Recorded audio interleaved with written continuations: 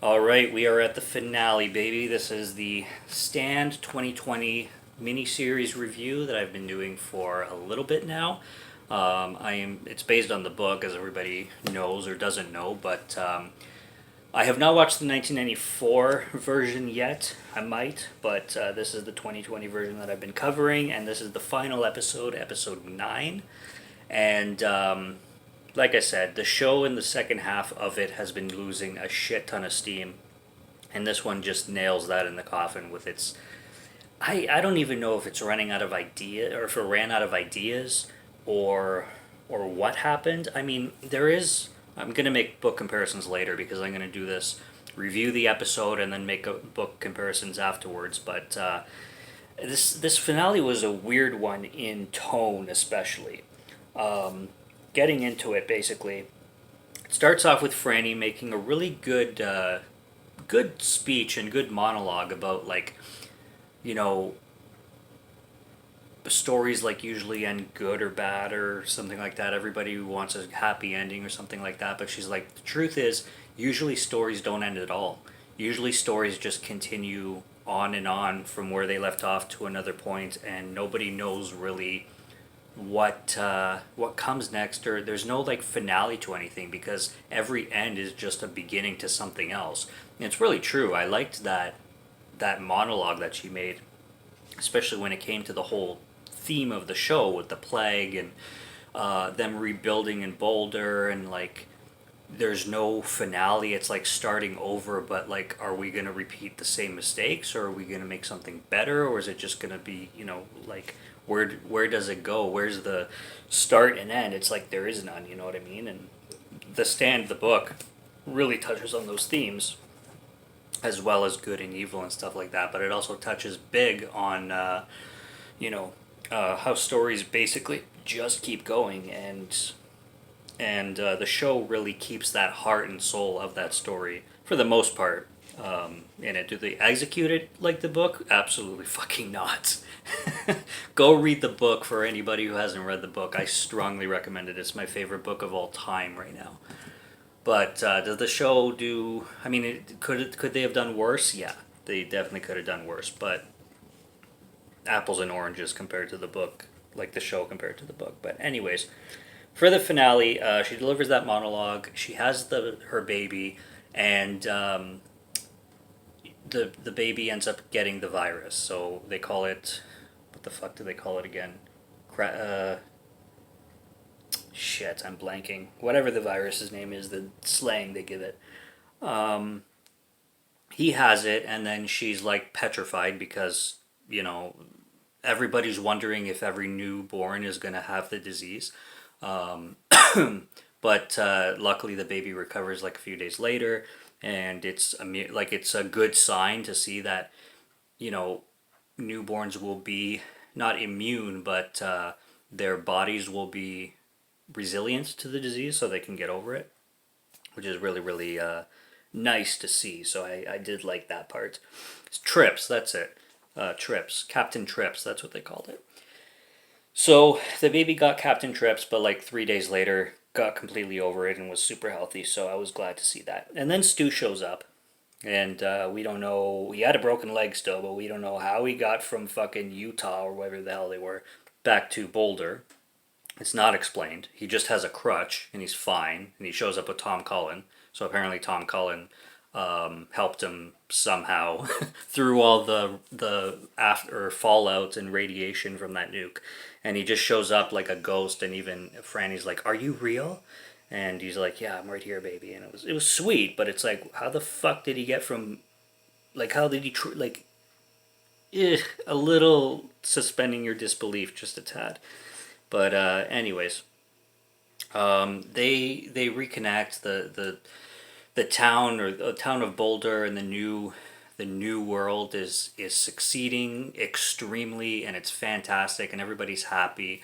Franny and Stu make a decision to, they want to change, so they decide to like take a road trip somewhere else. They want to start somewhere for a while and just like grow their family by themselves, not surrounded by an entire city or anything like that. They really want the peaceful life to do the raising of their newborn baby.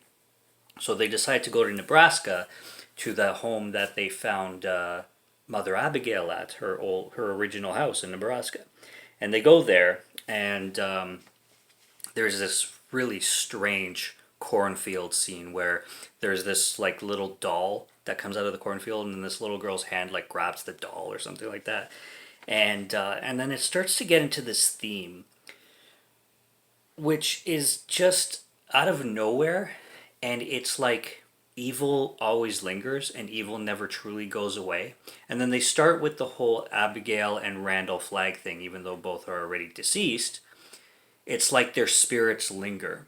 And then there's this whole point where Franny falls into a well, this is totally unique to the show. This never happened. This is like this whole episode. A lot of it is just very unique to the series itself. Borrowing hints of elements from the book, yes, but like the whole plot of the episode is like really really new. So she falls into this well and she breaks her leg and like gets severely injured, and then she has this dream where she meets Randall, and Randall is like trying to convince her to like he's trying to like blackmail her, like if she gives him a kiss or something like that, and allows him to like look through her eyes whenever he wants. So basically control her mind the same way he controlled Nadine's.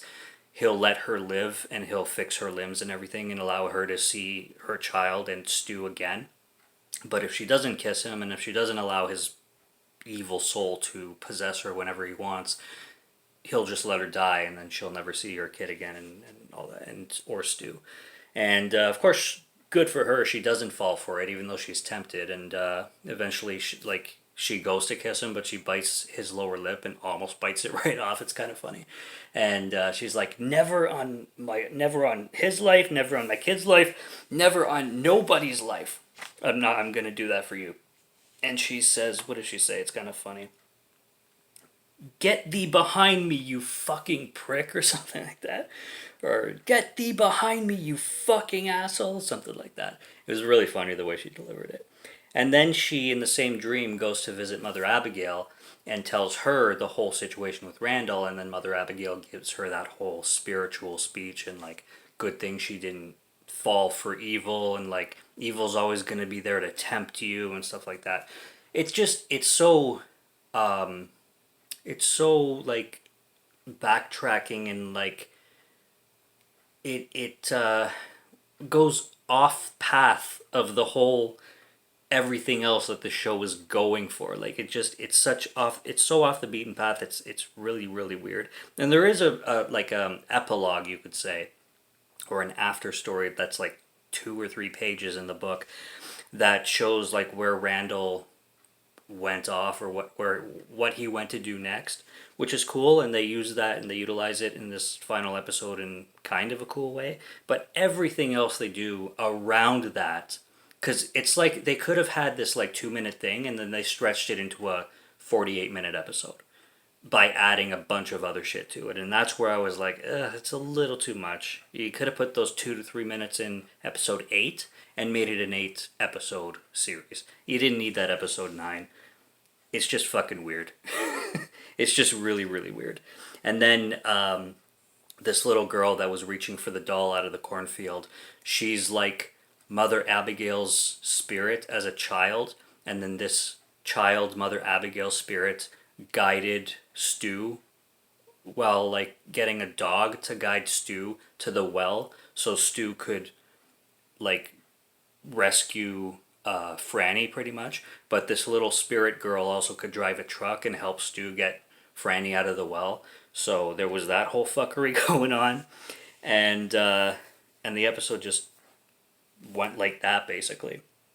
And then it ended off in Ogunquit, Maine. I'm sorry if I'm pronouncing that wrong, which is in the book again. And Franny again makes a really good speech about what I just said, with like evil always lingering on, and the world is so filled with good, but there's always that shadow, that darkness that'll never go away, that we'll always have to fight. And it's cool. It's a cool idea to throw in there, and they also borrowed that from the book in a really smart way, which I have no complaints on that part. And then the finale is cool, which is that last epilogue I talked about. Randall basically goes to this tribe like that's off the like inhumane, like in the Amazon or some shit like that. And he walks up and they shoot an arrow at him, and he just grabs the arrow and then he goes like this and blows the guy's head off with his hand, like just his hand, like his hand. And then they all start worshiping him like he's a god, and he starts floating up in the air as he usually does. And he's like, he changes his name. He's like, I am Russell Faradine. Worship me! And like I said, that happens in the book. And they put it to screen very well. So I did like that. But, like, again, like, they could have taken 5 minutes and just extended episode 8 by 5 minutes. That would have been perfect, because there was 5, maybe 10 minutes of great stuff in this episode, and everything else was just bullshit. Everything else was just filler, and it was just really dumb. That's my opinion. Book comparisons, I think I kind of blended most of them, but like I said, they lifted what was great from the page, and the biggest book comparison, like I just said, is they took that epilogue, which is like 3 pages, and then they extended to 48 minutes, which they didn't have to at all.